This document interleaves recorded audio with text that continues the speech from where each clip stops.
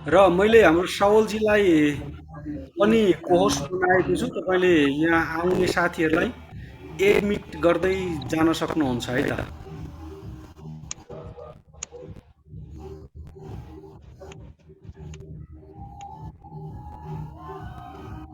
हुन्छ, हामी एकजना दुईजना हजुर, हो होइन भइरहेको छ, त्यो भयो भने लाइभ सुरु भयो। Latest begin. सलोम। हुन्छ हजुर, सलाम सबैजनालाई। हुन्छ यसरी हामीले फेरि सन् 2020 को जुलाईको महिनातिरबाट सुरु गरेको यो स्वतन्त्र राजनीतिक जुन प्लेटफर्म छ, मञ्च छ, त्यसमा हामीले खुल्ला राजनीतिक बहस नाम दिएर open political debate, open political फोरममा ओपन पोलिटिकल डिबेट हामीले जुन कार्यक्रम गर्दै आएका छौँ। आज सहभागी बन्दै गर्नुभएका अनि हामीलाई फेसबुकमा पछिबाट युट्युबमा लाइभमा हेर्नुहुने सहभागी बन्नुहुने सबै प्रियजनलाई हार्दिक स्वागत अभिवादन। सलोम आजको निम्ति कार्यक्रमको प्रस्तोता सञ्चालक जे भनौँ विद्रोह अधिकारी, विधिवादी संविधानवादी सबै नागरिकको सम्प्रभुता स्वायत्तता सर्वोच्चताको पक्षधर राजनीति पनि काम गर्ने व्यक्ति र जनजान पार्टी नेपालको सहमहासचिव र अधिकार कर्मीको नाताले पनि यहाँ सबैजनालाई स्वागत गर्न चाहन्छु। आजको हामीले विषय राखेका छौँ हाम्रो माझका प्रतिकूलताका माझमा पनि politics of hope, politics for hope, आशाको निम्ति राजनीति, आशाको राजनीति, दुईटै अर्थले बुझ्न सकिन्छ, दुईटै अर्थको अर्थ लाग्दछ। हामीले 2020 को कार्यक्रम हामीले मुख्य रूपमा राजनीतिक स्पेक्ट्रम भन्छ, पोलिटिकल स्पेक्ट्रम भन्छ, विश्वमा के कस्ता राजनीतिक सिद्धान्तहरू छन्, वादहरू छन्, कसको अर्थ के हुन्छ, यसले कहाँ लगेर टुङ्ग्याउँछ, कस्तो प्रकारको हाम्रो समाज राष्ट्र बन्छ, यसबारेमा हामीले हाम्रा चिन्तन धारणा दर्शन राखेका थियौँ। त्यस पछाडि गएर त्यसमा हामीले शिक्षा क्षेत्रका कुराहरू, उद्यमशीलता अनि युवा परिचालन, युथ मोबिलाइजेसन, इन्टरप्रेन्योरसिप अनि कानुनी पार्टहरूको बारेमा चर्चा गरेका थियौँ। भने दोस्रो सिजनमा चाहिँ खास गरी सामाजिक मुद्दाहरू, विकासका मुद्दाहरू, जातको प्रश्नदेखि लिएर एमसिसी डिबेटदेखि लिएर अनुदान सम्बन्धी अनि अदालतका फैसलाहरू, संसद विघटन सम्बन्धी मुद्दाहरू, यस्ता विषयमा हामीले चर्चा गरेका थियौँ। र त्यसपछि हामीले हिउँदको महिनाभरिमा यो कार्यक्रमलाई हामीले पज गर्यौँ, रोक्यौँ। हाम्रो विभिन्न कारणहरूले, हामी व्यस्तताले गर्दा, कार्यव्यस्तताले गर्दा अनि हाम्रो पार्टीको दोस्रो केन्द्रीय महाधिवेशनको तयारी, यात्राका कुराहरू धेरै थिए। अब फेरि हामीले यो आसन्न स्थानीय निर्वाचन, त्यसपछिका अरू निर्वाचनको कुरालाई ध्यानमा राखेर मात्रै होइन, तर फेरि पनि एउटा स्वस्थकर सामाजिक, आर्थिक, राजनीतिक, मानव अधिकार, कानुनी, उद्यमशीलता, शिक्षा, स्वास्थ्य, हरेक मानिसका, हरेक नागरिकका जीवनमा आबद्ध हुने, सम्बद्ध हुने कुनै पनि प्रश्नहरूको बारेमा हामीले खुल्ला रूपमा छलफल गर्दै, सुन्दै, सुनाउँदै अगाडि बढ्न सकौँ, यसको निम्ति नै फोरम हो, यो बहस हो र ओपन पोलिटिकल फोरम यसैको निम्ति छ। र हामी जनजागरण पार्टी नेपालमा आबद्ध भएका यहाँ पदाधिकारीहरू, मित्रहरू भए तापनि यो फोरम चाहिँ, यो मञ्च चाहिँ पार्टीको कुरा, पार्टीको भिजन, दर्शन, कार्यक्रम होइन, प्रशिक्षण होइन। वास्तवमा यो आम नागरिकको चिन्ताको, चासोको, सरोकारको विषयमा हामी यसमा प्रश्न उठान गर्छौँ, सुन्छौँ, सुनाउँछौँ र कहिलेकाहीँ हामी आफै, कहिले तपाईँहरू लगायत, कहिले हामी विज्ञहरूलाई बाहिरबाट, राजनीतिक विज्ञहरू, प्रोफेसरहरूदेखि लिएर विकासविदहरू, शिक्षाविदहरू, हामीले उहाँहरूलाई पनि ल्याउनु गरेका छौँ, आउँदैन हामी ल्याउँदै जानेछौँ। र फेरि पनि अब सबैजनालाई आजको यो खुल्ला राजनीतिक बहसमा, आजको यो स्वतन्त्र राजनीतिक मञ्चको कार्यक्रममा फेरि पनि हार्दिक स्वागत गर्दै आजको विषयवस्तु म उठान गर्न चाहन्छु, राजनीतिमा आशा, आशाको निम्ति राजनीति, politics of hope and politics for hope. म मोबाइलबाटै बोलिराखेको छु, मेरो ल्यापटप अन हुँदैछ, केही रहेन। अनि आशाको कुरो गर्दै गर्दा ल्याङ्स्टन भन्ने 1950 तिर 60 तिर अमेरिकाका एकजना पोएट सोधेका थिए, what happens to a dream deferred. एउटा सपना छ, आकाङ्क्षा छ, अपेक्षा छ, आशा छ, त्यो विलम्ब भयो भने, त्यो ढिलाइ भयो भने के हुन्छ? अघि मात्रै मैले मेरो फेसबुकमा यो लेखेको थिएँ, एउटा ध्यान आकर्षणको निम्ति। के हुन्छ? त्यो त्यत्तिकै सेलाएर जान्छ, सुकेर जान्छ होइन, सुगर ओभर, त्यसलाई सुगर कोटिङ भएर जान्छ, हामी लुकाएर हामी हाँस्छौँ, सपना बिर्सिन्छौँ, अथवा डज इट एक्सप्लोड, अन्तिम विस्फोटन हुन्छ। मानिसले पाउनुपर्ने आदर, सम्मान, स्वतन्त्रता, शान्ति, सुरक्षा, विकास, उसको उसको ह्युमन डिग्निटी, मानिसको सम्मान उसले पाएन भने, उसले चाहेको खोजेको प्रकारको जीवन जिउन स्वतन्त्र रूपमा पाएन भने त्यो नागरिकको सपना हो, त्यो आकांक्षा हो। त्यसपछि के हुन्छ? निराशाले कहाँ लान्छ? यो प्रश्न जोडिएको छ, what happens to justice delayed, हैन? ढिला गरेर दिएको न्याय भनेको वास्तवमा न्याय नै गरिएको होइन भन्ने, justice delayed is justice denied भन्ने भनाइ पनि छ। त्यसै आज हाम्रो राष्ट्रिय परिस्थिति हामीले हेऱ्यौँ भने क्रान्तिहरू भए, सशस्त्र क्रान्ति भए, जहानिया शासन, राणा शासन फालियो। 1803 मा अथवा 1903 मा दरबार हाई स्कुल बन्ने, जङ्गबहादुरका छोरा नाति अङ्ग्रेजीमा डक्टरेट बन्ने, साइन्स हैन साइन्टिस्ट बन्ने, इन्भेन्टर बन्ने, हैन पिएचडी गर्ने क्याम्ब्रिज अक्सफोर्डबाट, जनताका छोराछोरीलाई जेलमा हाल्ने पर्नुपर्छ अन्त देश निकाला गरिने, चारपाटा मुडिने।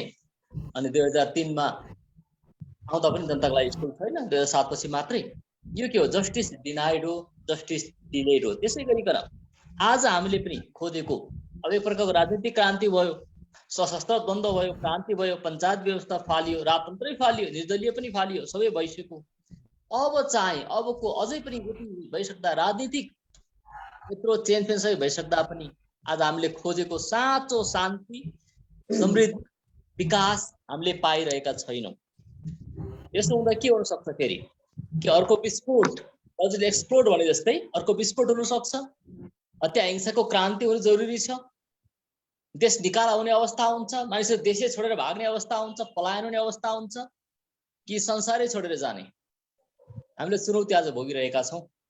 विषयवस्तु यसै राख्न चाहन्छु। कुनै पनि समस्या, चुनौती, अभाव, डेन्जर, जियोपार्डी, आक्रमण हुँदा तीन प्रकारले कुनै पनि प्राणीले, मानिस जातिले पनि तीन प्रकारले त्यसलाई सम्बोधन गर्न सक्छ, प्रतिक्रिया जनाउन सक्छ।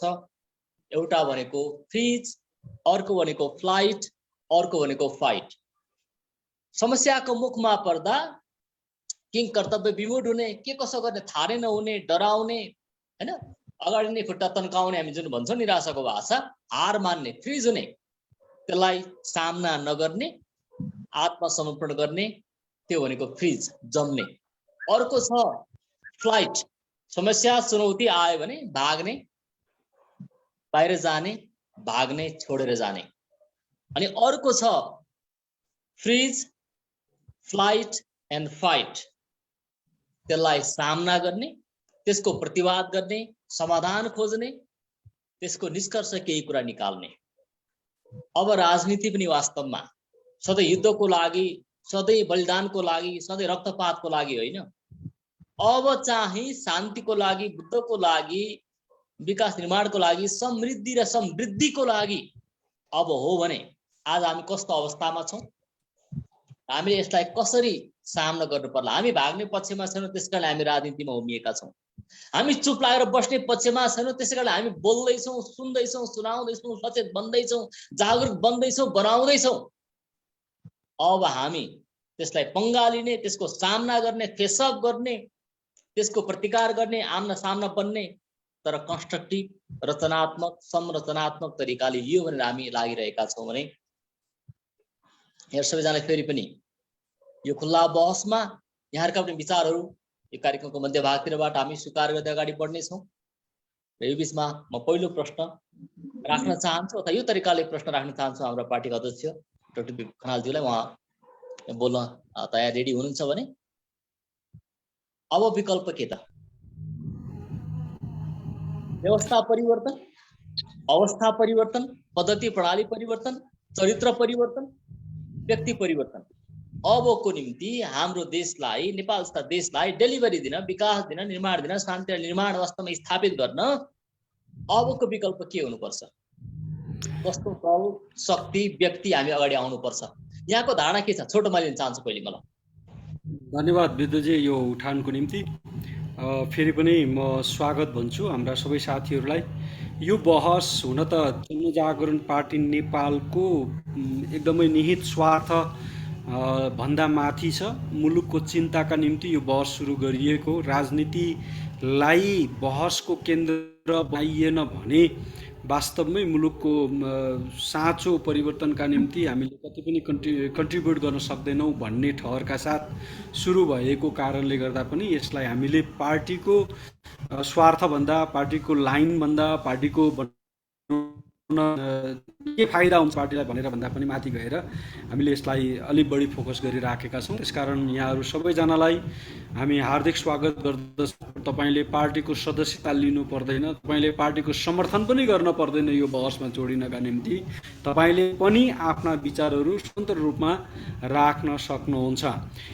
यो अघिको प्रश्न, अबको विकल्प के गर्यो भने विकल्प सिद्ध हुन्छ भन्ने प्रश्नमा हामीले अलिकति एक्सप्लोर गर्नै पर्छ जस्तो लाग्छ मलाई पनि। खास गरी गरेर हुन्थ्यो भने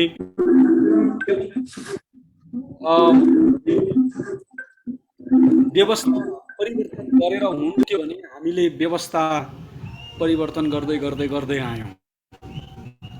अवस्था मान्छेको हातमा छैन, यो आफै परिवर्तनशील छ। कुनै न कुनै ढङ्गले कुनै न कुनै कालखण्डमा आइलागेका कतिवटा प्राकृतिक मानवीय प्रयत्नका आधारले पनि कतिवटा परिवर्तनहरू हामीले देखिसक्यौँ। त्यो पनि हामीले भोग्दै आएको कुरा हो। मान्छे परिवर्तन भइरहेका सत्तामा, प्रशासनमा, प्रणालीमा कुन पात्रले कहिले कस्तो काम गर्यो भन्ने पनि हाम्रो अगाडि छ र त्यही पात्र निरन्तर छ भन्ने छैन। कति मान्छेहरू परिवर्तन भइराखेका छन्। परिवर्तन के त चाहिएको? प्रवृत्ति हो। राजनीतिमा खास गरी हामीले सोचिराखेको परिवर्तन, आम मान्छेहरूले खोजिराखेको परिवर्तन नआउनुको पछाडि प्रवृत्तिमा परिवर्तन नभएको, चरित्रमा परिवर्तन नभएको, सिद्धान्तलाई व्यावहारिक रूपमा प्रयोग गर्ने, अभ्यास गर्ने त्यो प्रतिबद्धतामा परिवर्तन नआएको देखेको छौँ हामीले। वास्तवमा जवाफ त्यो हो। मान्छेको चरित्र, मान्छेको प्रवृत्तिले हामीलाई एकदमै पछाडि घिसारिराखेको अवस्था छ। मैले व्यक्तिगत रूपमा कति ठाउँमा भन्दै आएको छु, हाम्रो देशको कर्मचारी तन्त्र राणाहरूले स्थापित गरिदिएको पद्धतिमा अहिले चलिराखेको छ। राणा शासन अन्त्य भएको 2007, अहिले 70 वर्षपछि पनि त्यो स्पिरिट अहिले त्यहाँ कायम छ। त्यही भ्रष्टतत्व छ, त्यही सामन्तवाद छ, त्यही प्रकारको के भने खाली हामीले त्यहाँ देखिराखेका छौँ। त्यसकारण व्यवस्था परिवर्तनले काम गरेन, पद्धतिमा परिवर्तन ल्याएर पनि भएन, मान्छेहरू बदलेर पनि भएन, प्रवृत्तिमा परिवर्तन आउन सकेन। त्यही चरित्रलाई हामीले कायम राख्दै आयौँ र अहिले पनि नि मैले धेरैचोटि भने होला, तपाईँले सुनिसक्नु भएको छ, अहिले पनि अब चुनाव आउँदैछ, तपाईँले भोट हालेर जिताएको ओडाको सदस्य वा अध्यक्षलाई जितेकै दिन तपाईँ फुलमाला लिएर अभिनन्दन गर्न जानुहुन्छ। हाम्रो चल, हाम्रो प्रवृत्ति, हाम्रो तरिका, हामीले स्वीकार गरिआएको यो राजनीतिक चरित्र, त्यही दिनदेखि हामी उसलाई मालिक बनाउँछौँ, हाम्रा सेवक होइन। त सेवक होस्, तैँले सेवा गर्नुपर्छ, तैँले प्रतिबद्धता जनाएको छस्, तैँले के काम गर्छु भनेर भोट मागेको छस्, अब यो काम गर भनेर खबरदारी गर्नुको साटो अबदेखि त मेरो मालिक, त प्रभु, तैँले गरेको कुरा सबै जायज हुन्छ, तैँले भनेको म मान्छु, तेरो सेवा गर्न म तयार छु भन्ने म्यासेज दिनका निम्ति हामी फुलमाला अभिनन्दन गर्न जान्छौँ। यो कसले चलाएको संस्कार हो? डेमोक्रेसीमा यस्तो संस्कार हुन्छ र? हामी लोकतन्त्रको अभ्यास गरे भन्दैछौँ, त्यो अभ्यास कहीँ कतै देखिएको छैन। लोकतन्त्र भनेको जनताले भोट हालेर आराम गरेर सुत्ने चलन होइन। एक्ज्याक्टली। लोकतन्त्रको अभ्यास हामीसँग हुँदै भएन। त्यसकारण पनि हामीले पद्धतिमा मात्रै होइन, व्यवस्थामा मात्रै होइन, पात्रको परिवर्तन मात्रै होइन, अब परिवर्तन संस्कारमा, चरित्रमा, प्रवृत्तिमा परिवर्तन गर्नुपर्छ। होइन भने हामीले अझै लामो समय अझै पर्खेर बस्नुपर्छ, असन्तुष्टि व्यक्त गर्दै गर्नुपर्छ। मैले हिजो एउटा ह्यासट्याग प्रयोग गर्दै थिएँ, आन्दोलनजीवी भनेर। हामी त आन्दोलनजीवी भएछौँ, आन्दोलन गर्दै बाँच्ने। अर्को छैन रहेछ के आन्दोलन गरेर। अहिले कति मान्छेहरूको त पेसा पो भइरहेछ आन्दोलन। कुन कसले आन्दोलन गर्दैछ, कति पैसा दिन्छौ नि त आन्दोलन गर्दा भनेर 2-4 पैसा दिनको त्यो ज्यालादारी जस्तो गर्नुपर्ने त्यो बाध्यतामा नेपाली जनता पुग्दैछ। युवा पङ्क्ति, सिङ्गो युवा पङ्क्ति त्यतातिर घिसारिँदैछ। त्यसकारण हामीले चरित्र संस्कारमा परिवर्तन ल्याउनुपर्छ भन्ने मान्यता म राख्छु। धन्यवाद। हजुर, वास्तवमा नि अब हामीले व्यवस्था धेरै सुधार परिवर्तन गरिसकेका छौँ, क्रान्ति सबै भइसकेको छ, शान्ति आइसकेको छ। एक प्रकार राजनीतिक रूपमा भन्ने हो भने अब व्यक्ति पनि प्रवृत्ति त्यही रहने, व्यक्ति परिवर्तन गरेर हुनेवाला छैन। पुस्ता भनेको वास्तवमा उमेरको परिवर्तन होइन, त्यो विचारको, संस्कारको, व्यवहारको, मूल्य मान्यताको, यसमा हामी सहमत छौँ। यसै प्रसङ्गमा एउटा म प्रसङ्ग राख्न चाहन्छु कि अब नयाँ पुस्ता आए पनि भएन, नयाँ दल वैकल्पिक भनेका पनि आए होइन, गए पनि फेरि पुरानै चाहिएको व्यक्ति वंश होइन, कोही आउनु पर्यो भन्न थाले, फेरि त्यो पनि भएन। र अब नेपाली नागरिक चुपचाप बसेर होइन, पोलिटिकल सुसाइड, राजनीतिक रूपमा आत्महत्या गरे बराबर होइन, भोट हाल्न नगएर जसले जितोस् जे गरोस् चुपचाप बसेर पनि भएन, किन त्यसको ब्याकफायर त भइहाल्छ। त्यही प्रकारका हामी सरकार, दल हामी पाउँछौँ, नेता पाउँछौँ, नीति पाउँछौँ। यसको विरुद्धमा के गर्ने त? मैले सुरुमा प्रश्न उठाए चाहिँ अब फाइट गरेर जानुपर्ने हुन्छ, फ्लाइट गरेर भागेर पनि छैन, फ्रिज भएर चुपचाप बस्ने निराश भएर पनि छैन। एउटा मैले 5-10 वर्ष अगाडि एउटा मुभीको सबटाइटल मैले गरेको थिएँ, प्रसङ्ग ल्याउन चाहेमा व्यक्तिगत रूपमा पनि, द क्लाइम, आरोहण भन्ने, शिखर आरोहण भन्ने मुभी नेपालीमा सबटाइटल गरेको थिएँ मैले अङ्ग्रेजीबाट। त्यो एउटा पात्र पहाड शिखर चढ्न दक्षिण अमेरिकाको पहाड जानुपर्ने युएसएबाट स्पोन्सर पाइराखेको हुँदैन, कुरा मिलिराखेको हुँदैन, दुईजना साथी हुन्छन्। अनि अर्को साथीले भन्छ ठिक छ योपालि भएन, हामी अर्को साल जाउँला न, तिमी निराश नहौ होइन, घर जाउँ, फर्केर जाउँ, घरमा जाउँ, परिवार सम्हालौँ, अर्को साल जानुपर्छ भन्दा त्यो जिद्दी गर्ने पात्रले के भन्छ भने going home is not an option. मेरो निम्ति घर जानु, फर्केर जानु भनेको हार्नु हो। मेरो त्यो क्लाइम गर्ने होइन, पहाड शिखर आरोहण गर्ने इच्छा पुरा भएन, त्यो मेरो लक्ष्य पुरा भएन, त्यो म गर्न सक्दिनँ। घर जानु मेरो लागि विकल्प होइन। विकल्प भनेको त बाटो हो नि त एउटा होइन, ए नभए B, plan B. Going home is not an option उसले भन्छ। अनि हामी पनि यही भन्दै आएका छौँ है, राजनीतिमा हात नहाल्नु यो फोहोरी खेल हो, बरु आफ्नो आफ्नो काम गरी खानु, पेसा गरी खानु, विदेश जानु, अरब जानु, प्रदेश जानु, आफ्नो तरिकाले जिउनु। यसो नफस्नु है नानी बाबु होइन। कति हामी त्यस्तै दिसित होइन सुन्दै पनि आयौँ। वास्तवमा त्यो चाहिँ गोइङ होम भने जस्तै हो। त्यो भनेको हार स्वीकार गर्ने काम हो, फ्रिज हुने काम हो। Going home is not an option भने जस्तै चुपचाप बस्नु, यो देश छोड्नु, संसार छोड्नु, निराश हुनु हाम्रो लागि विकल्प होइन, त्यो माध्यम होइन, त्यो समाधान होइन भने हामी छौँ। अब अवस्था बदल्न, पात्र मात्रै होइन प्रवृत्ति बदल्न, व्यवस्था मात्रै होइन संस्कार सुसंस्कार ल्याउनु निम्ति हामी छौँ भने अब हामीले उठाउनु पर्ने कदम के होला?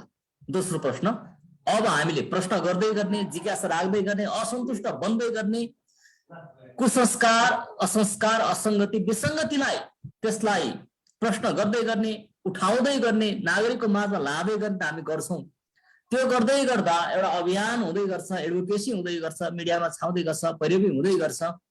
त्योभन्दा माथि उठेर लोकतान्त्रिक, विधिवादी, संविधानवादी, शान्तिपूर्ण विकास, समृद्धि र समृद्धि पनि, आर्थिक समृद्धि पनि र समृद्धि पनि, हरेक मान्छे अपवार्ड मोबिलिटीमा जान चाहन्छ, हरेक रूपमा अगाडि माथि माथि उच्च हुन चाहन्छ, वास्तव रहन चाहदैन।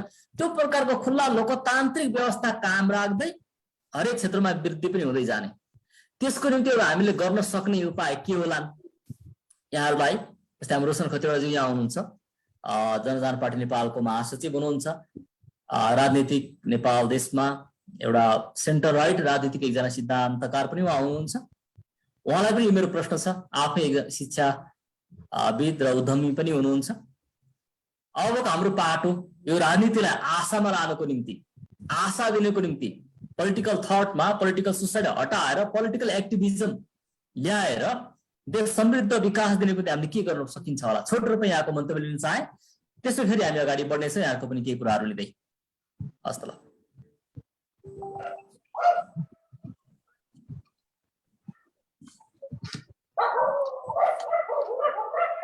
सलोम, नमस्ते सबैजनालाई।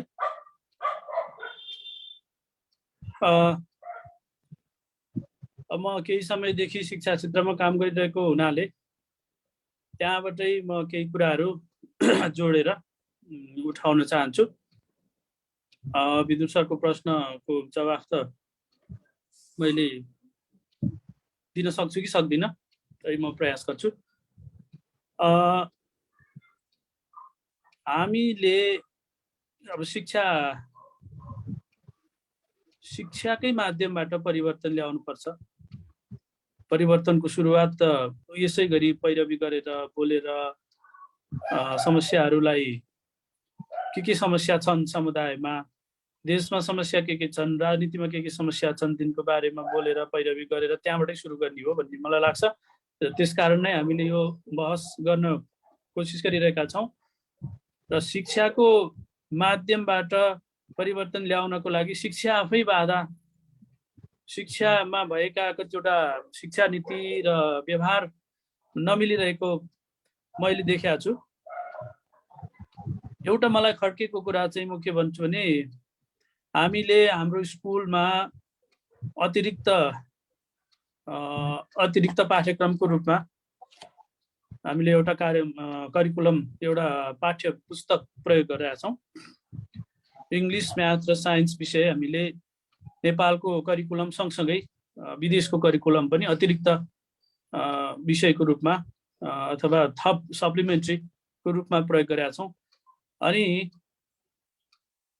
इङ्ग्लिसमा हामीले त्यो प्रयोग गर्दै गर्दाखेरि त्यहाँ के देख्यौँ भन्दाखेरि 2 कक्षादेखि विद्यार्थीहरूलाई अनुसन्धान गर्ने, रिपोर्ट राइटिङ गर्ने, स्टोरी राइटिङ गर्ने, अनि त्यसको विभिन्न पार्टहरू सिकाउने, कसरी कथा लेखिन्छ, अनि त्यसपछि विभिन्न साना कुराहरूदेखि तिनको अनुसन्धान कसरी गरिन्छ, अनि अनुसन्धान गरेपछि हाइपोथेसिस कसरी बनाउने, अनि त्यसको आधारमा के भन्छ एक्सपेरिमेन्ट कसरी गर्ने, अनि त्यसको रिजल्ट के आउँछ, कस्तो लाग्यो, अनि त्यो सबै गरिसकेपछि के फिलिङ आयो, यस्तो खालको अभ्यास गराइन्छ।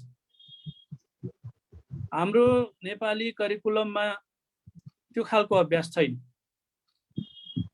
त्यसकारण मलाई के लाग्छ भन्दाखेरि निराशा धेरै बढ्नुको कारण चाहिँ हाम्रो करिकुलम चाहिँ सधैँ परीक्षा पास गर्नको लागि घोक्नु पर्ने, परीक्षामा केही सेट प्रश्नपत्रहरू घोकेर अनि त्यो कण्ठ पारेर परीक्षामा लेखेर मार्क्स ल्याएर पास गर्नुपर्ने। त्यसको लागि, त्यो परीक्षाको लागि तयारी गर्दा गर्दै सबै विद्यार्थीहरूले उनीहरूले गर्नुपर्ने रिसर्चको कामहरू केही गर्न पनि पाउँदैनन्। ठुला क्लासहरूमा कतिवटा टपिक्सहरूमा रिसर्च गर्ने, रिपोर्ट राइटिङ गर्ने, भिजिट गर्ने, इन्टरभ्यू लिने के क्रियाकलापहरू राखिदिएको छ, तर त्यो क्रियाकलापहरू गर्नको लागि विद्यार्थीलाई समय नै छैन। किन भन्दाखेरि उनीहरू खालि लिखित परीक्षाको लागि तयारी गर्नुमै तल्लीन हुनुपर्ने। अब अहिले एससी आउन लाग्छ 10 कक्षाको, अनि त्यसै गरी 8 कक्षाको आधारभूत परीक्षा बिएलई भन्छ, त्यो आउन लाग्छ। त्यसको लागि लिखित परीक्षाको तयारी गर्दा मेमोराइज गर्दा विद्यार्थीहरू थाकिसके। अब केही नयाँ सोच्ने विद्यार्थीहरूको फुर्सदै छैन, समय नै छैन। अनि हाम्रो शिक्षाले मानिसहरूलाई सोच्नै दिँदैन। सोच्नको लागि त समय चाहिन्छ, अलिकति फुर्सद चाहिन्छ, कुनै विषयवस्तुमा आधारित भएर सोच्नुपर्छ, अनि त्यो विषयसँग त्यसको अध्ययन अनुसन्धान गर्नको लागि विभिन्न अरू विषयहरू, विभिन्न के भन्छ सप्लिमेन्टहरू खोज्न पर्ने हुन्छ, स्टडी गर्नुपर्ने हुन्छ, लाइब्रेरीमा समय बिताउनु पर्ने हुन्छ। त्यसको लागि विद्यार्थीलाई समय नै छैन। यो शिक्षा, यो खालको शिक्षाले स्कुलदेखि हाई स्कुलदेखि कलेजसम्म पुग्दाखेरि विद्यार्थीहरूलाई खालि घोक्न मात्रै सिकाएको हुनाले सोच्ने, कुनै नयाँ चिज सोच्ने, कुनै नयाँ चिजको अनुसन्धान गर्ने, कुनै नयाँ चिजको आविष्कार गर्ने, अथवा पढाइको एउटा लेभल पार गरिसकेपछि अथवा उमेरको पनि एउटा लेभल पार गरिसकेपछि व्यक्तिको जीवनमा जिम्मेवारीहरू थपिन्छन्। त्यसको लागि कसरी तयार हुने, भविष्यमा के गर्ने भन्ने कुरा विद्यार्थीले सोच्दैनन्, अनि अहिलेको जवान पुस्ताले पनि सोच्दैन। हरेक वर्ष जब मार्केटमा 5 लाख 5.5 लाख विद्यार्थीहरू नौजवानहरू आउँछन् र उनीहरूको दिमाग यसरी भरिएको छ कि उनीहरूले कुनै नयाँ चिज सोच्न सक्दैनन्। या त उनको शिक्षकले या त उनको अभिभावकले या त कसैले तिमी विदेश जानुपर्छ अथवा तिमी यो गर्नुपर्छ, तिमी सरकारी जागिर खानुपर्छ, लोकसेवा दिनुपर्छ अथवा के गर्नुपर्छ भनेर त्यो सानैदेखि पहिलेदेखि भनिदिएको हुन्छ। अब मैले गर्नुपर्ने त्यति नै रहेछ भन्ठानेर त्यही गर्न गइरहेका हुन्छन्। अनि त्यो गर्न नसक्नेहरूले के गर्ने त बरालिरहेको अवस्थाहरू देख्छौँ हामी। राजनीतिमा पनि यस्तै देख्छौँ र राजनीति खाली गफ गर्ने कुरा मात्रै भयो, भाषण गर्ने मात्रै कुरा भयो, चर्का भाषण गर्ने, राष्ट्रवादका कुरा गर्ने, ठुला वादका कुरा गर्ने, मानिसहरूलाई ठुला सपना देखाइदिने, काल्पनिक कुरा गरिदिने, व्यवहारमा कतिको प्रयोग हुन्छ कि हुँदैन भन्ने कुरा सोच्दै नसोचिकन राजनीतिक कर्मीहरूले ठुला भाषण गरिदिने। अनि त्यसपछि सुन्ने व्यक्तिहरू पनि नागरिक समुदाय पनि यो होला गर्ने रहेछ कि क्या हो भने जस्तो लागेर उसैलाई समर्थन गर्ने जस्तो देखिएको छ। तर हुनुपर्ने चाहिँ के थियो त भन्दाखेरि राजनीतिले अर्थनीतिलाई डोर्याउनु पर्थ्यो। नेपालको राजनीतिले न त अर्थनीतिलाई डोर्यायो न त नेपालमा कुनै त्यस्तो खालको पहिलादेखि इस्टाब्लिस अर्थनीति छ। अब राजनीतिले नै हरेक सिस्टमलाई इस्टाब्लिस गर्ने हो, तर राजनीति आफै राजनीतिक कर्मी अथवा राजनीतिक शक्ति, राजनीतिक दल अनि ती दलले सञ्चालन गरेको सरकार जसलाई अर्थनीतिको बारेमा मतलबै छैन, वास्तै छैन। त्यसो भएको हुनाले त्यो किन भयो होला भन्दाखेरि ती व्यक्तिहरू जो अहिले नेतृत्वमा छन् उनीहरू पनि गफै गरेर त्यहाँ पुगेका छन् र उनीहरूले अध्ययन गरेको पनि छैन, अनुसन्धान गरेको पनि छैन, खास आवश्यकता के हो भन्ने कुरा अनि हरेक नागरिकको जीवनलाई अर्थसँग कसरी जोड्ने, जीविकासँग कसरी जोड्ने, जनजीविकासँग व्यक्तिको जीवनलाई कसरी जोड्ने, व्यक्तिले प्राप्त गरेको ज्ञानलाई उसको जीवन जिउनको लागि कसरी प्रयोग गर्न सिकाउने भन्ने कुराहरू नेपालमा देखिएन। शिक्षा क्षेत्रमा त्यो एकदमै कमी छ। अनि हामीले भन्ने गरेका छौँ, हामी शिक्षाका मानिसहरूसँग सरकारी अफिसरहरूसँग बस्दाखेरि पनि यो परीक्षा प्रणाली नै खारेज गर्नुपर्छ भन्छौँ। अब यो परीक्षा प्रणाली खारिज त हुँदैन, तर पनि हामी लगातार यो कुरा बोलिरहेका छौँ। राजनीतिक तहबाट पनि नेपालको यो लिखित परीक्षा प्रणाली खारिजै गर्नुपर्छ भनेर हामी भन्नुपर्छ भन्ने लागेको छ। किनकि त्यो परीक्षाको लागि वर्षभरि परीक्षाकै लागि मात्रै तयारी गर्नुपर्ने अनि त्यो पाठ्यक्रम पनि त्यस्तै खालको छ, सबै कण्ठ पार्नुपर्ने। त्यो गर्दाखेरि सोच्ने समय नै छैन विद्यार्थीलाई। बरु त्यो परीक्षा बोर्ड इक्जाम गर्न छोडेर विषयवस्तुको परीक्षा सम्बन्धित विषय शिक्षकले नै परीक्षा लिने अनि करिकुलमले त राम्रै उद्देश्य राखेको छ, अनुसन्धान गर्ने कुराहरू, रिसर्च गर्ने कुराहरू थोरै भए पनि विषयवस्तुसँग सम्बन्धित थोरै अध्ययन अनुसन्धान गर्ने, रिपोर्ट राइटिङ गर्नुपर्ने भनेर प्रश्न चाहिँ राखिदिएको छ। तर त्यो कसरी गर्ने भनेर पाठ्यपुस्तक सिकाइएको छैन। शिक्षकले थोरै गाइड गरेर विद्यार्थीलाई अलिकति सिकाउन सक्छ, तर शिक्षकलाई त्यो गर्ने पनि दिँदैन। किन दिँदैन भन्दाखेरि त्यो अनुसन्धान गरेर प्राप्त भएको त्यो नतिजाको मार्क्सको आधारमा विद्यार्थी पास हुँदैन। पास हुनको लागि उसले कण्ठ गर्नै पर्छ, एउटा सेट क्वेसन उसले कण्ठ पार्नै पर्छ, त्यो लेखेर लिखित परीक्षा 3 घण्टा लेखेर पास हुनै पर्छ। त्योभन्दा अर्को विकल्प छैन। त्यसो भएको हुनाले त्यो शिक्षकले पनि मेहनत गरिराखेको देखिएको छैन। एउटा त्यो भयो। मैले यो किन जोड्न खोजिरहेको छु भन्दाखेरि जनजीविकाको सवालमा कुरा गर्दै गर्दाखेरि राजनीतिक त्यतिखेर मात्रै सफल हुन्छ जब हरेक नागरिकको जीवन अर्थसँग जोडिन्छ। त्यो भन्न खोजेको के हो त भन्दाखेरि रोजगारीसँग जोड्नु पर्यो, शिक्षालाई रोजगारीसँग जोड्नु पर्यो। अहिलेको शिक्षा रोजगारीसँग जोडिएको छैन। उद्यमशीलतासँग जोड्नु पर्यो, अहिलेको शिक्षा उद्यमशीलतासँग जोडिएकै छैन। अनि हरेक व्यक्ति कसरी स्वरोजगार बन्न सक्छ, व्यक्तिको हातमा के छ। हरेक व्यक्तिको हातमा केही न केही सिप हुन्छ, केही न केही थोरै पुँजी हुन्छ, थोरै पैतृक सम्पत्ति हुन्छ अथवा आफ्नो परिवारमा केही गर्दै गरेको थोरै अनुभव हुन्छ। ती कुराहरूलाई नै समेटेर त्यही विषयमा अनुसन्धान गरेर त्यसैको आधारमा रोजगारी सिर्जना गर्ने, स्वरोजगार बन्ने अथवा रोजगारी प्राप्त गर्ने व्यक्तिहरू, रोजगारीमा जाने व्यक्तिहरूको लागि पनि रोजगारीको सुनिश्चित भयो भनेदेखि त्यो व्यक्ति पहिले आफ्नो आर्थिक रूपमा आफू सक्षम र आफ्नो खुट्टामा उभिन सक्ने भएपछि उसले परिवारलाई सहयोग गर्न सक्छ। परिवारलाई सहयोग गर्न सक्ने भइसकेपछि उसले समुदायमा केही कन्ट्रिब्युट गर्न सक्छ। अनि समुदायमा कन्ट्रिब्युट गर्दै गर्दाखेरि उसले राष्ट्रमा पनि कन्ट्रिब्युसन गर्छ। तर यहाँ चाहिँ त्यसरी मैले समुदायको लागि परिवारको लागि त सबैले गर्न खोजिरहेकै हुन्छ, व्यक्तिकै लागि आफ्नो लागि आफ्नो आर्थिक अवस्था सुधारौँ, परिवारको आर्थिक अवस्था सुधारौँ, छोराछोरी आफन्तहरूलाई अलिकति आर्थिक रूपमा सहयोग गरौँ भन्ने त सबैको धारणा हुन्छ। तर त्यहाँबाट समुदायमा जाने बित्तिकै अब समुदायमा चाहिँ सामुदायिक काम गर्नुको लागि कसले दिन्छ र गरौँ भन्ने खालको अवस्था छ। मैले नै केही कन्ट्रिब्युसन गरौँ भन्दाखेरि म सक्दिनँ, त्यो भइसकेपछि कसले कन्ट्रिब्युसन गरिदिन्छ र त्यसमा म मध्यस्थकर्ता भएर बिचौलिया जस्तो भएर बिचमा बसेर त्यसको फाइदा लिउँ भन्ने खालको भयो। अनि एउटा वर्ग त्यो भयो भने अब अर्को वर्ग चाहिँ मान्छेहरूलाई कसरी हुन्छ अल्मा ल्याएर ठगेर के गरेर शक्तिमा जाने अनि शक्तिमा पुगिसकेपछि शक्तिमा बसिरहने र त्यसलाई मेनिपुलेट गरेर कसरी हुन्छ दुरुपयोग गरेर साम दाम दण्डभेद अनेक गरेर त्यहाँ बसिरहने र आफू फाइदा लिइरहने, तर समुदायको लागि देशको लागि दीर्घकालीन रूपमा केही पनि दिन नसक्ने योजनाहरू केही पनि दिन नसक्ने त्यस्तो समुदाय पनि छ।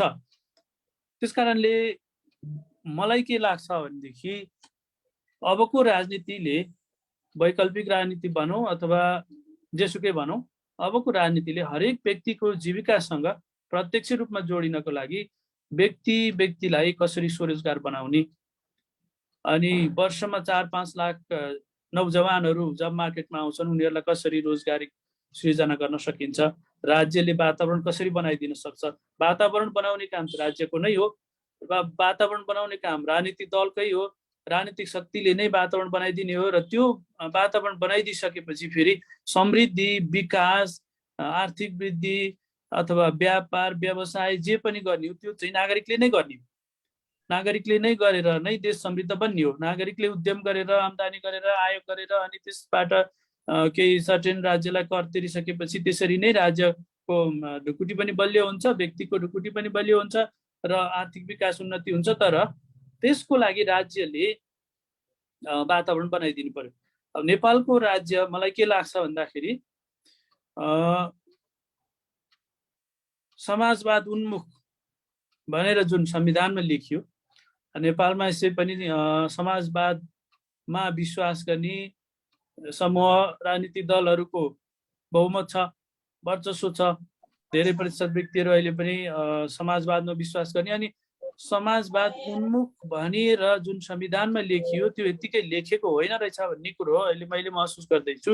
त्यो किन भन्दाखेरि राज्यले निजी क्षेत्रलाई आफू खुसी अथवा आफूले लगानी गरेर व्यापार व्यवसाय गर्ने निजी क्षेत्रलाई राज्यले स्वतन्त्र रूपमा अघि बढ्न दिएको अवस्था छैन।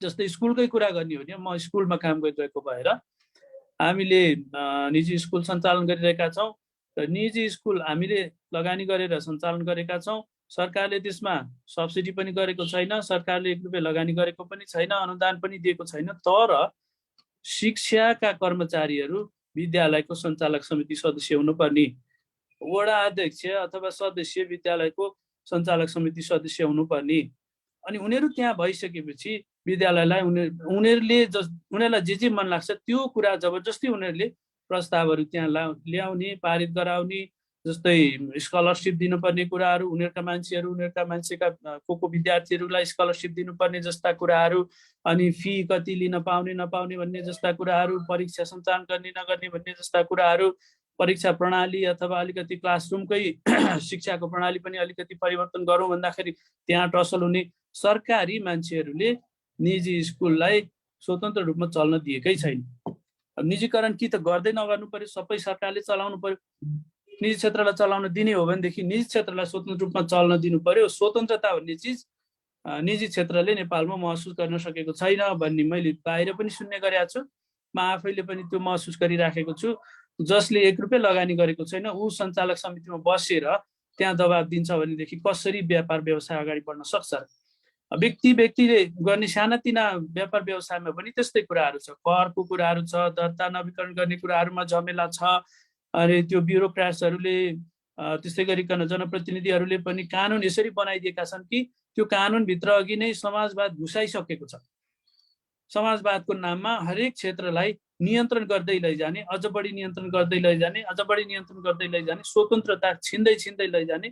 अनि कुनै समय समाजवादीहरूको शक्ति सत्तामा स्पष्ट बहुमत साथ उनीहरू सत्तामा पुगे भनेदेखि उनीहरूले त्यो खालको अर्थनीति सबै निजी क्षेत्रलाई नियन्त्रण गरेर सामूहिकताको नाममा, समाजको नाममा, समाजवादको नाममा अर्थनीतिलाई अथवा आर्थिक क्षेत्रलाई, अर्थतन्त्रलाई मुठीमा राख्न सक्ने गरिकन उनीहरूले बिस्तारै बिस्तारै नियमहरू घुसाउँदै ल्याइराखेको मैले महसुस गरेको छु।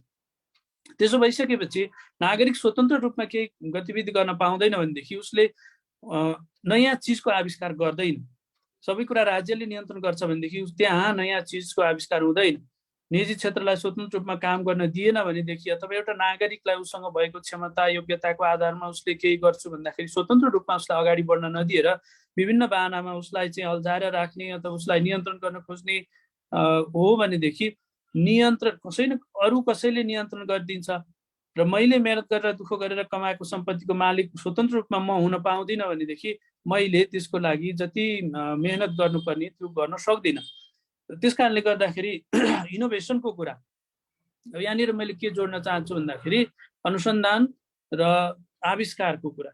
हरेक क्षेत्रमा अनुसन्धान र आविष्कार निरन्तर रूपमा अनुसन्धान भएन भने, नयाँ नयाँ चिजको आविष्कार भएन भने समय सापेक्ष समाज अगाडि बढ्न सक्दैन, अर्थतन्त्र पनि अगाडि बढ्न सक्दैन, राजनीति पनि अगाडि बढ्न सक्दैन। तर नेपालमा चाहिँ यो अनुसन्धान भन्ने चिज, नयाँ चिजको आविष्कार गरौँ भन्ने चिज अलिकति सोच्ने दिमागै छैन पहिलो त।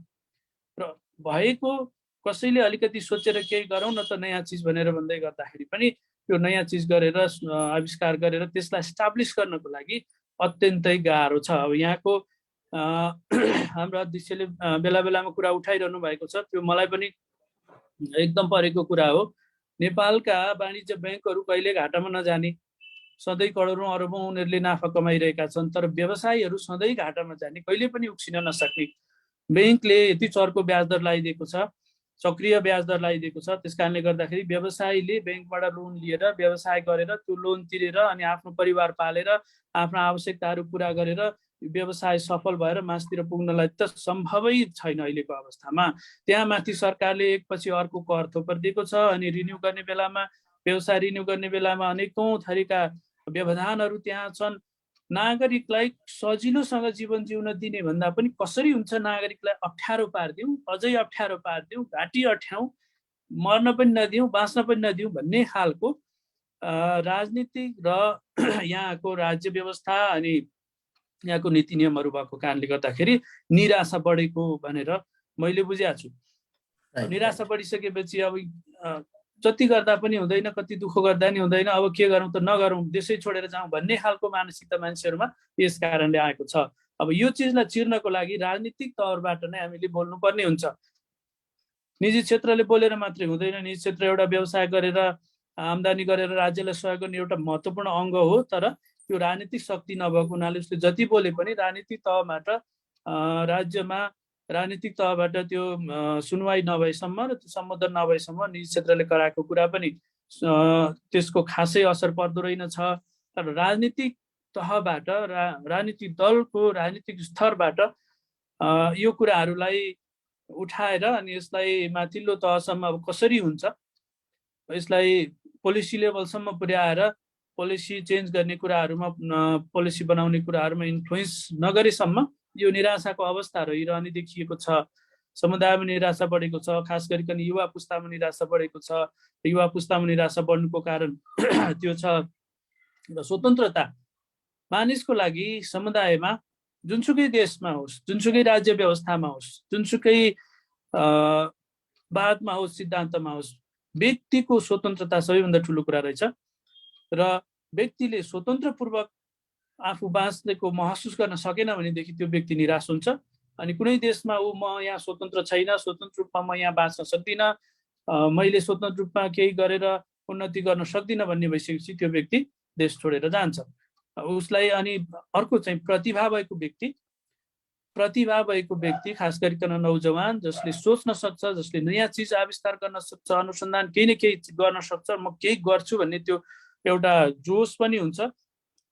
त्यस्तो युवा पुस्तालाई स्वतन्त्रपूर्वक केही गर्न दिएन भनेदेखि युवा पुस्ता उसले जहाँ अवसर पाउँछ, जहाँ स्वतन्त्र रूपमा उसलाई स्वतन्त्रता महसुस हुन्छ, जहाँ उसले आफ्नो प्रतिभा प्रस्फुटन गर्न पाउँछ र प्रतिभा उसँग भएको क्षमता प्रतिभा अनुसार त्यसको मूल्य उसले जहाँ पाउँछ त्यहीँ जान्छ। अब यो विश्वव्यापीकरणको कारणले गर्दाखेरि पनि त्यो भइरहेको छ। त्यसकारणले हाम्रो देशको युवा पुस्ता निराश हुनु र विदेश जानु, उतातिर राम्रो अवसर पाउने, उतातिर प्रतिभा प्रस्फुटन गर्न पाउने, त्यस अनुरूपको मूल्य पाउने, मेहनत गरे अनुसारको मूल्य पाउने भएको हुनाले जानु स्वाभाविकै छ। अब हामीले यहाँ त्यो खालको मूल्य क्रिएट गर्नको लागि नागरिकलाई राज्यले स्वतन्त्र रूपमा जिउन दिनुपर्छ। नागरिकलाई राज्यले कुनै पनि कुरामा बाधा दिने होइन, तर कसरी हुन्छ सजिलो बनाइदिने उपाय चाहिँ सोच्नुपर्ने रहेछ। र त्यो उपाय राजनीतिक तहबाट नसोचिकन राज्यले गर्नुपर्छ भनेर हामी यतिकै बस्यौँ र बोल्यौँ मात्रै भने पनि हामीले पनि केही गर्न सक्दैनौँ।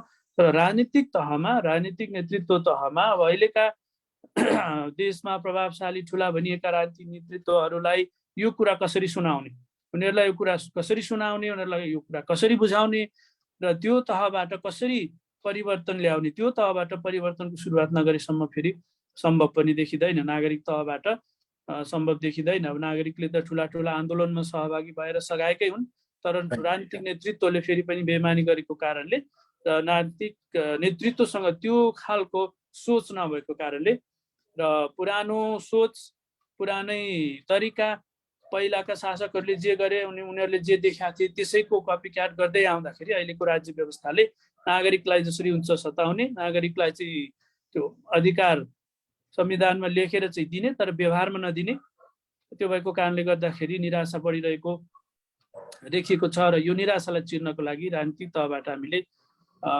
ठुलै पहल कदमी गर्नुपर्छ भन्ने मलाई लाग्छ। हुन्छ, मैले यति नै कुरा राख्न चाहे। धन्यवाद।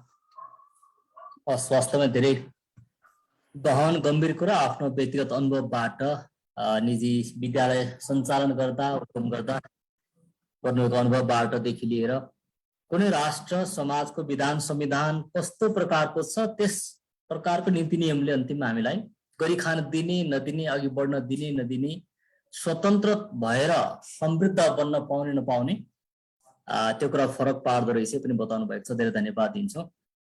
अनि शिक्षाको कुरो गर्दा 1950 को बेलातिर 1950s को दशकतिर अमेरिकाको जोन्स हपकिन्स युनिभर्सिटीमा त्यहाँका प्राध्यापक अनि बायोलोजिस्ट जीव वैज्ञानिक कर्ट रिक्टर अनि चाहिँ अब जुलोजिस्ट भनौँ होइन, उनले एउटा प्रयोग गरेका थिए। अलिकति हेर्दाखेरि क्रुएल लाग्छ, हामी त्यति मिठो लाग्दैन, तर उनको प्रयोग चाहिँ मुसाहरूमा, एउटा घरपालुवा घरमै पाल्ने भने, अर्को चाहिँ घरपालुवा भनेर घरमै बस्ने, अर्को जङ्गलबाट ल्याएको, दुईटै वाइल्ड एन्ड डोमेस्टिक दुईटै भनेको छ। मुसामा उनले प्रयोग गरेका थिए एउटा।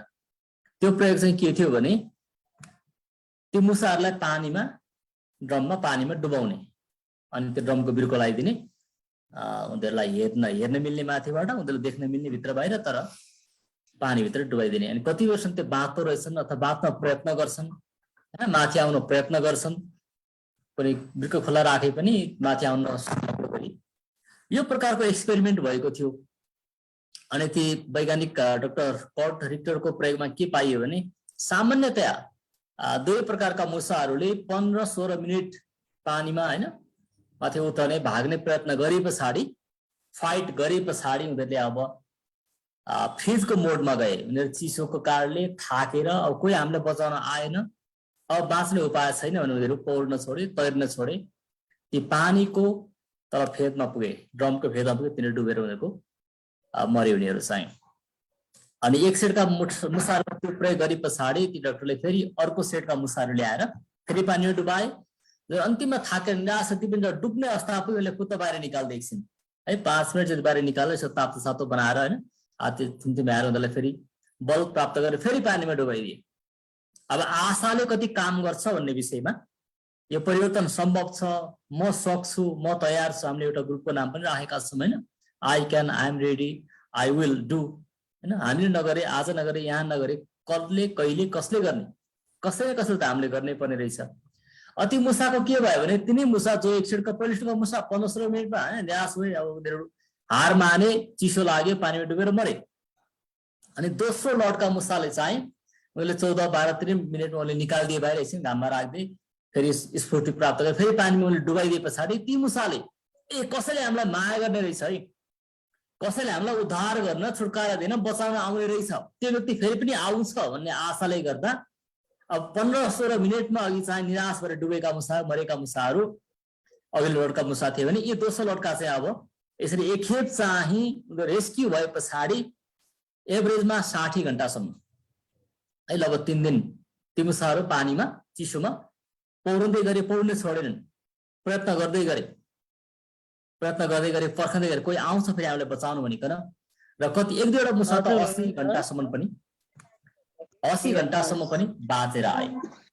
यसबाट हामी के देख्छौँ भने मुसा फेरि धेरै कुरा औषधि पनि प्रयोग गर्दा हरेक कुरा मुसाले एउटा स्तर पाइने म्यामल नै हो है, मान्छे यस्तै चलाक बुद्धिमान पनि हुन्छ, प्रयोग पनि गरिन्छ। अनि मानिसलाई पनि मानिसको कुरा आउँदा पनि चाहे त्यो राजनीतिक क्षेत्रमा आध्यात्मिक आत्मिक हैन हरेक क्षेत्रमा होस्, आर्थिक क्षेत्रमा होस्, जहाँ चाहिँ यो देशले यो राज्यले यो सरकारले समाजले मलाई शत्रुको रूपमा मेरो निम्ति झ्यालखाना कैद विधान संविधान नियमहरू ट्याक्सका लहरू काहीँमा फसिहालेपछि मलाई दण्ड गर्न यी बनाएका होइनन्, यी चाहिँ साँच्चैका अपराधीहरूलाई दण्ड गर्न बनाएका हुन्।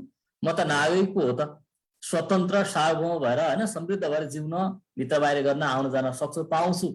जुन देशमा हामीले त्यो प्रकारको राजनीतिक आर्थिक सामाजिक कल्चर संवैधानिक स्थापना गर्छौँ संस्कृति, त्यो देशको नागरिकको आयुदेखि लिएर सोचाइको क्षमता, सार्वजनिक सम्पत्तिलाई संरक्षण गर्नुपर्छ भन्ने मान्यता अनि आफू पनि के गरौँ बचाउँ गरी खाउँ सबैलाई उत्साह ल्याउँ, त्यो प्रकारको कल्चर चाहिँ धेरै मात्रामा अगाडि भएर जाने, त्यहाँ चाहिँ समाज सेवाका कामहरू, शान्तिका कामहरू होइन, विकास मात्रै नभएर सुन्दर पनि बनाउने कामहरू है, भौतिक समृद्धि मात्रै नभएर जीवनलाई पनि सुन्दर कलात्मक बनाउने काम पनि त्यहाँ मान्छे सोच्न भ्याउँदो रहेछ।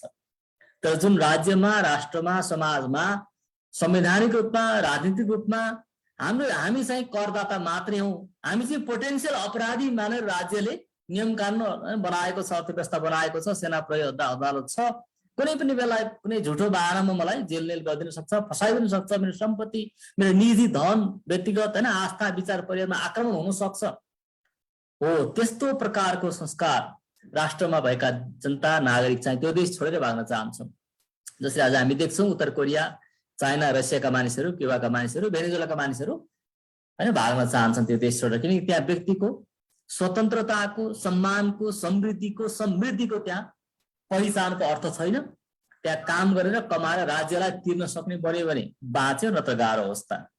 यसले गर्दा जुन मैले मुसाको उदाहरण ल्याएको थिएँ, आशाले होइन 15 मिनट भित्रमा अब होइन तैर्न प्रयत्न गर्न छोडेर डुब्ने अवस्थामा पुगेका मुसालाई 60 घण्टा 70 घण्टा होइन 200-300% बढी मात्रामा उनीहरूलाई जुन एउटा उत्साह प्राप्त भयो, रेस्क्यु भए पछाडि त्यस्तै आज बारम्बार क्रान्ति भए, परिवर्तन भए, दलहरू आए, नयाँ आए, विकल्प भनेर आए, अन्तिममा के अरे नागरिकलाई नमिठो सुन्दाखेरि सबै मेन्यु हेऱ्यो अन्तिममा त्यही मोमो छान्यो भन्ने व्यक्ति होइन त्यस्ता दलले गएर अन्तिममा सबै भएन, हामीलाई त्यही पुरानै एकल धार्मिक एकात्मक होइन एकात्मक एउटा वंशको राज्य चाहियो है, लज्जाको विषय हो। यसले आज आम नागरिकमा विकल्प पनि के हुँदैन कि क्या छैन कि निराशा छ। तर हामी भन्छौँ त्यसको विरुद्धमा होइन, हामी भन्छौँ त्यसको विरुद्धमा घर फर्केर जाने विकल्प होइन, हातखुट्टा विकल्प होइन, पलायन हुने विकल्प होइन, चुपचाप बस्नु यहाँ के हुँदैन भन्ने विकल्प होइन, यहाँ हुन्छ।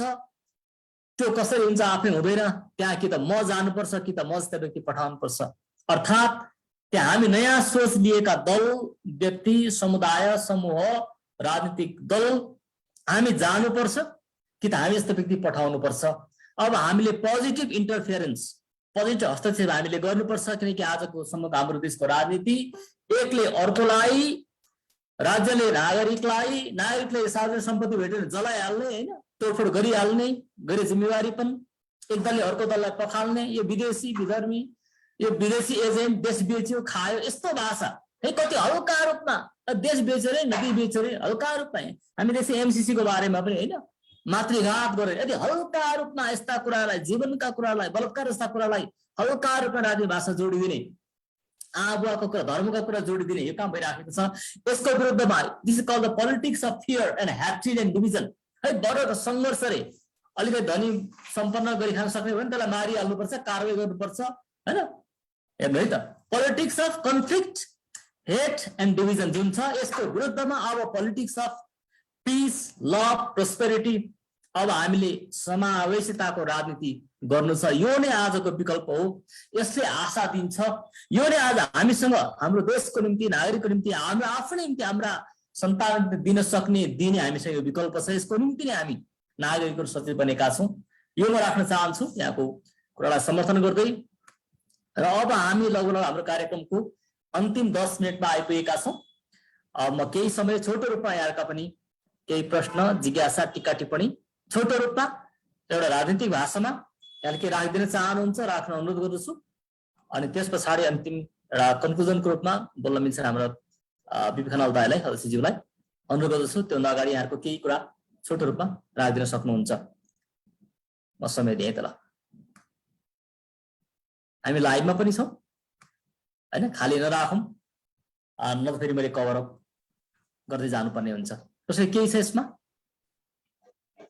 सबै मित्रहरूलाई सालोम अनि नमस्कार। साँच्चै नै यो बहसले एकदमै जहिले पनि क्लिक गर्ने गर्छ हाम्रो होइन मानसिकतालाई। राजा हाम्रो देश कतातिर गइरहेछ र जनताले एउटा विकल्पको बाटो खोजिरहेका छन् र त्यो विकल्प दिने भन्दैमा फेरि मान्छेहरू पार्टीहरू पनि कन्फ्युज भएर कता कता पतन भएर हामी देख्छौँ अरू धेरैजनाहरू। र आशा राजनीतिलाई आशा दिनलाई र आशाको राजनीति कसरी गर्ने होइन त्यो विषयमा हाम्रो तपाईँहरूले पनि एकदमै स्पष्ट पार्नु भएको छ। र एउटा आशाको राजनीति जनताले पनि खोजिरहेको छ अहिले है।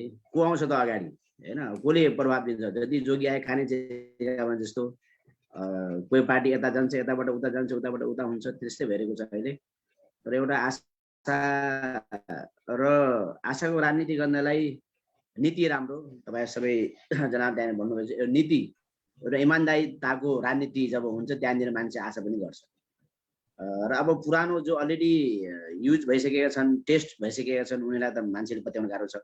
र टेस्ट नभएको यदि कुनै पनि पोलिटिकल पार्टीहरू अगाडि आउँछ, त्यो समूह अगाडि आउँछ भने अवश्य पनि जनताले त्यसलाई साथ दिन्छ भन्ने लाग्छ। र एकदमै यो बहस एकदमै अपरिहार्य छ अहिलेको समयमा। र हामी त्यो चुनावी माहौलमा पनि आइरहेका छौँ नजिकै। र यो कुरा एकदमै आवश्यक छ। र मलाई पनि त्यही भन्न मन लाग्छ यहाँनिर कि हामीले कसरी एउटा जनतालाई होइन, कसरी एउटा ठाउँमा हामी कसरी एउटा देशले निकास, एउटा यो राजनीतिको निकास, एउटा स्टेबल राजनीति, एउटा स्टेबल एउटा आशाको राजनीति कसरी हामीले गर्ने, त्यो सबैको लागि चुनौती छ। र म धन्यवाद दिन्छु यो कुराहरू। र अझ फेरि केही सिक्न पाएँ आज, खुसी लाग्यो त्यो कुरामा।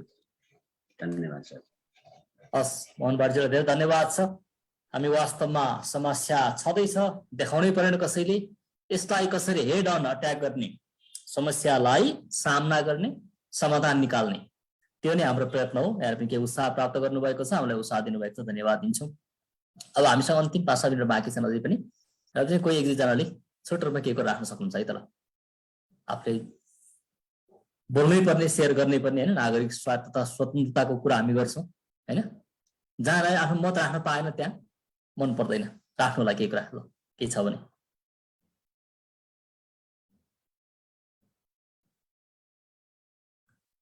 यहाँहरूको हात उठेको अथवा अन गर्नुभएको देखिए नि म बोल्न बन्द गरिहाल्छु। देखिन भने म फेरि पनि बोल्दै जानेछु। मैले सुरुमा एउटा कविताको प्रसङ्ग उठाएको थिएँ। 1950s तिर अमेरिकामा रङ्गभेदको नीति अझै थियो, बाँकी थियो होइन। घोषणा 150 वर्ष अगाडि नै भए तापनि अझै भइसकेका थिएन होइन। काला जातिका मानिसहरूलाई अझै पनि सबै रूपमा सामाजिक रूपमा है न्यायको कुरा भइसकेको थिएन। अनि त्यो बेलामा ल्याङस्टन ह्युजेस भन्ने कविले त्यो कविता what happens to a dream deferred, एउटा सपना प्रतिज्ञा गरिएको कुरा, संविधानले प्रतिज्ञा गरेको कुरा कि all human beings are individuals are होइन gifted with right to life, liberty and pursuit of happiness. उनीहरूको जीवन, स्वतन्त्रता र सुखी आनन्दित हुन सक्ने यो उनीहरूको जन्मसिद्ध अधिकार कसैले खोज्न मिल्दैन भनिसकेको 250 वर्ष पछाडि होइन। दासमोचन प्रथा होइन, दासमोचन घोषणा डिक्लारेसन के भन्छ, यो इमान्सिपेसन भइसके पछाडि पनि अझै पनि भएन। अब के हुन्छ, विद्रोह हुन्छ, हत्या हुन्छ, हिंसा हुन्छ, सुटआउट हुन्छ, के हुन्छ। आज हामी फेरि अर्को तरिकाले भन्ने हो भने सबै तमाम क्रान्ति परिवर्तन पछाडि आज हामीले खोजेको मानवीय मूल्य, मान्यता, विकास, निकास नपाउँदा समस्या छ। यसलाई कसरी एड्रेस गर्ने, त्यसलाई बहकिन नदिने तर सकारात्मक नागरिक हस्तक्षेप कसरी हामीले गर्ने, यो नै हाम्रो प्रयत्न हो। अन्ततः के भन्न चाहनुहुन्छ? मलाई भन्नुभयो मैले सुनिरहँदाखेरि एउटा मनमा आएको कुरा चाहिँ जुन प्रश्न अघि तपाईँले के गर्नुभएको थियो र त्यसमा रेस्पोन्सको रूपमा हाम्रो रोशन सरले भन्नुभएको थियो मलाई त्यहाँनिर अलिकति जोड्न मन लागेको कुरा चाहिँ के हो भने विकल्प के कसरी कसले यी तिनवटा प्रश्नमा हामी अलिकति घोरिनुपर्छ होला। विकल्प के भन्दै गर्दाखेरि अहिले फेरि पनि त्यस्तै त्यस्तै चरित्रका मान्छेहरूले झुक्क्याउने विकल्पका नाममा सम्भावना छ। म हो अब विकल्प, मैले विकल्प दिन सक्छु भनेर फेरि पनि एकचोटि झुक्क्याउन मानिसहरू आउन सक्छन्। चुनावकै माहौलमा मैले यो जोड्न खोजेको। धेरैचोटि हामीले त्यस्तो देखिसक्यौँ। नेपाली जनता चुनावको सवालमा र परिवर्तन नभइरहँदाखेरि मेरो एउटा कमेन्ट छ, नेपाली जनताले आफ्नो मकैबारीमा बाँदरलाई गोठालो राखे विश्वास गरेर, त बाँदर राम्रो होलास्, तेरो चरित्र सुध्रेला, तैँले मकै नष्ट नगर्लास्, त गोठालो बसेस्। 5 वर्षपछि ध्वंस भएको मकैबारीमा फेरि अर्को बाँदरलाई लगेर गोठालो राख्नुपर्ने, बारम्बार बाँदरहरूलाई गोठालो राख्न पर्ने सोच्दै गर्दै आएको समाज हो नेपाली समाज।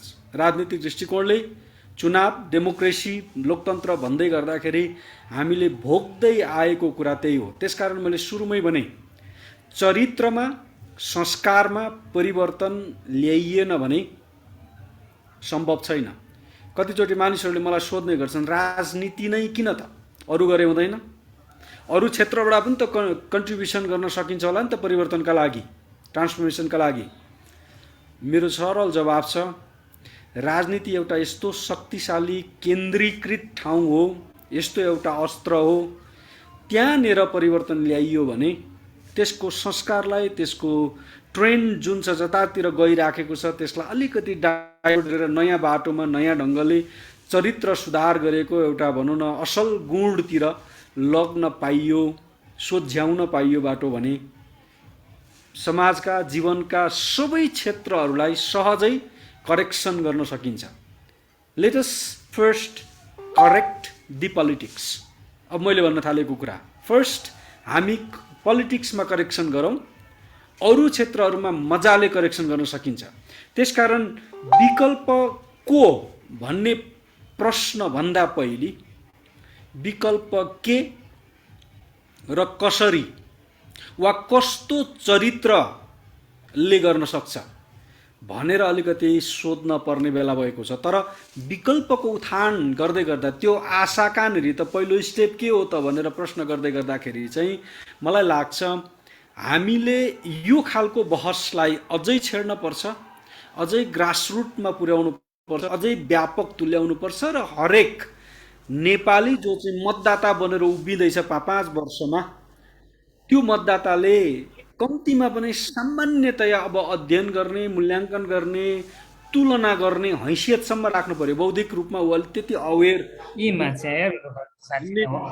लागिराखेको भने धेरै हदसम्म हामीले सुधार गर्न सक्छौँ। विकल्पको भनौँ न एउटा नयाँ ढोका खोलिदिन सक्छौँ जस्तो लाग्छ। सानो उदाहरण मात्रै, अब उदाहरण नबनाऊ तर के भने यसो गरियो भने हुन्छ भने जस्तै, उम्मेदवार बनेर तपाईसँग भोट माग्न आएको मान्छे स्वाभाविक रूपमा पार्टीको नाममा आउँदैछ, सायद ऊ कुनै आस्थाको नाममा आउन सक्छ, जातिको नाममा आउन सक्छ, संस्कृतिको नाममा वा धर्मको नाममा आउन सक्छ, वा अन्य कुनै नाउँमा आउन सक्छ।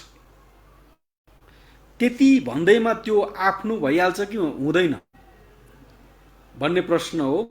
अर्थात् तपाईँले उसलाई भोट दिन पर्छ कि पर्दैन भन्ने प्रश्न हो यो। त्यसकारण अहिले नयाँ त होइन होला, तर अहिले जुन चलिराखेको छ नि नारा, हाम्रालाई होइन राम्रालाई रोजौँ भन्ने, अब यहाँनिर चाहिँ कुरो आउँछ, त्यो मान्छेको ब्याकग्राउन्ड छ, पृष्ठभूमि, ऊ आज फुत्तै आकाशबाट झरेको मान्छे होइन, वा अन्तर्राष्ट्रिय कतै जगतबाट आएको मान्छे होइन, हामी चिन्छौँ।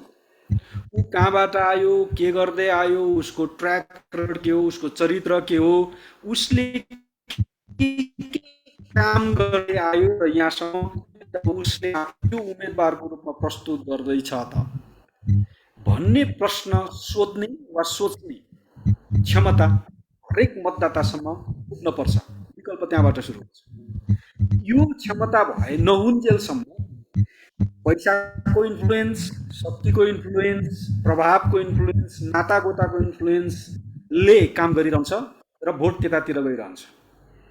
शक्तिको भरमा, डर धमास धम्कीको भरमा भोट हाल्नुपर्ने वा दुई चार छाक पुग्ने गरी वा दुई चार सरको रक्सी तान्ने गरी पैसा पाएको प्रलोभनले वा नातागोता, अब के भन्ने, मेरो आस्थाको मान्छे, मेरो नाताको मान्छे, मेरो परिवारको मान्छे, मेरो जातको मान्छे, मेरो भाषा बोल्ने मान्छे, मेरो थरको मान्छे भनेको भरमा अझै पनि टप्पर टुइयाहरूले तपाईँको मेरो भोट कुम्ल्याउने अवस्था छ।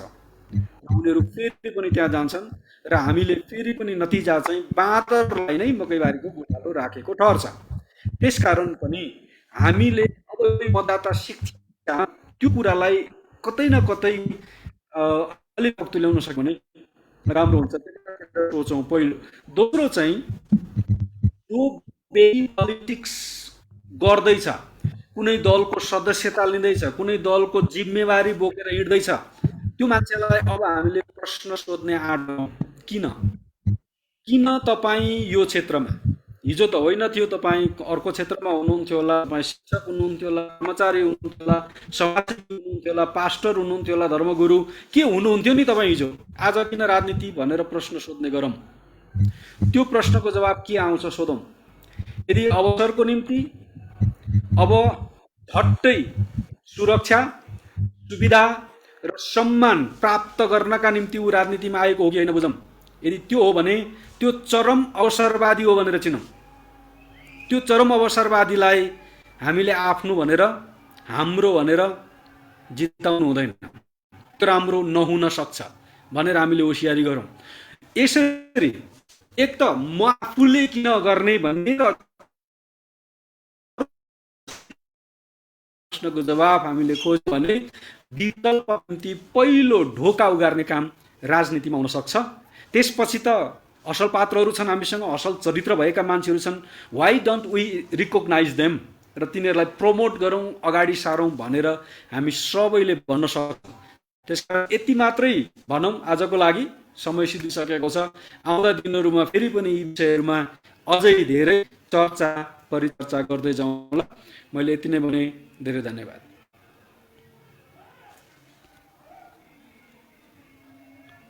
आज हामी बडो गम्भीर विषय उठान गरेका छौँ। यो स्वतन्त्र खुल्ला राजनीतिक मञ्चको यो बहसमा हामी तेस्रो श्रृङ्खला आजबाट सुरु गरेका छौँ। पहिलो हाम्रो श्रृङ्खलाको शीर्षक नै थियो राजनीतिमा आशा, आशाको निम्ति राजनीति, politics for hope and politics of होपमा चुपचाप बसेर, निष्क्रिय बनेर, अकर्मक बनेर, देश छोडेर, संसार छोडेर भागेर काम छैन।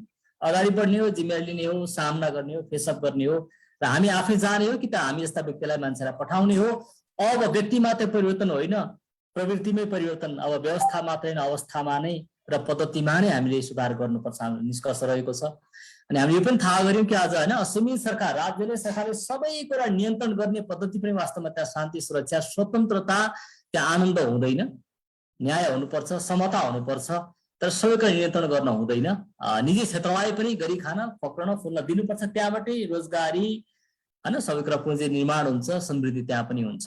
त्यो पनि हामीले स्वीकार गरेका छौँ र आगामी दिनमा हामी क्रमशः हप्तै पछि यस्तै नयाँ विषयहरूलाई, हाम्रा जल्दा चासोको विषयलाई हामी सम्बोधन गर्दै जाने प्रयत्न गर्नेछौँ। यहाँहरूको फेरि पनि सहभागिता, उपस्थिति, कन्ट्रिब्युसन, योगदान, टिका टिप्पणी सबै कुरालाई हार्दिक धन्यवाद दिँदै आजको कार्यक्रम हामी औपचारिक रूपमा लाइभमा पनि यहाँबाट हामी अन्त्य गर्नेछौँ। यहाँ सबैजना फेरि पनि हस्त धन्यवाद, सलोम छ। अब त लाइभ पनि हामी धन्यवाद हुन्छ। लाइभ अफ गरिदिनु अनि हामी फेरि छोटो चर्चा गरेर हामी छोड्न सक्छौँ। हस्, थ्याङ्क यू।